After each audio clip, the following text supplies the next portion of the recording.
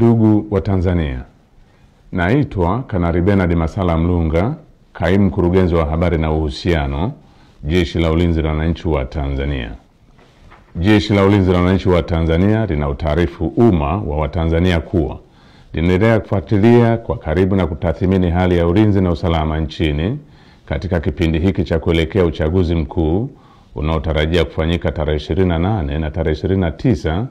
mwezi Oktoba mwaka 2025 kama ilivyotangazwa na Tume Huru ya Uchaguzi nchini na Tume ya Uchaguzi Zanzibar.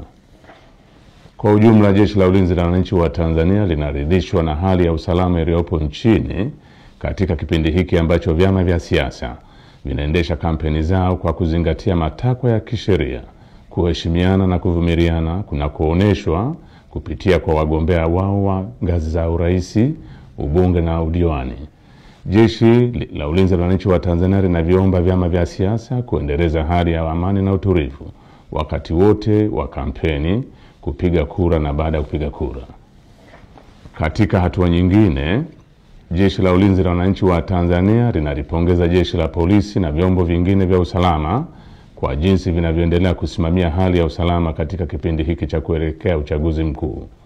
Aidha, jeshi linawapongeza wananchi kwa kuendelea kutumia haki yao ya msingi ya kushiriki kwa amani na utulivu katika kusikiliza sera za vyama mbalimbali kupitia mikutano ya hadhara inayoendelea kufanywa na vyama vinavyoshiriki uchaguzi mkuu kwa ngazi mbalimbali ili kuwachagua viongozi watakaowaletea maendeleo.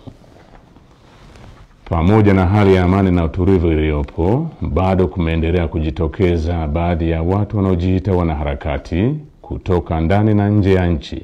kutumia mitandao ya kijamii kupotosha umma kwa kuweka maudhui yenye kuleta uchochezi kwa kulihusisha Jeshi la Ulinzi la Wananchi wa Tanzania na siasa ili kutimiza azma yao ya uvunjifu wa amani. Jeshi la Ulinzi la Wananchi wa Tanzania linaomba umma wa Tanzania kupuuza machapisho au taarifa ambazo zimekuwa zikionekana kwenye mitandao ya kijamii. Wananchi wanakumbushwa kuwa taarifa zote zinazorihusu Jeshi la Ulinzi la Wananchi wa Tanzania zitatolewa na makao makuu ya jeshi kwa utaratibu rasmi na mawasiliano ya Jeshi la Ulinzi la Wananchi wa Tanzania na umma. Jeshi la Ulinzi la Wananchi wa Tanzania likiwa sehemu ya vyombo vya ulinzi na usalama vyenye dhamana ya ulinzi nchini, ninapenda kuhakikishia Watanzania wote hali ya amani, usalama na utulivu katika kipindi hiki cha kuelekea uchaguzi mkuu, wakati wa uchaguzi na baada ya uchaguzi mkuu. Asanteni kwa kunisikiliza.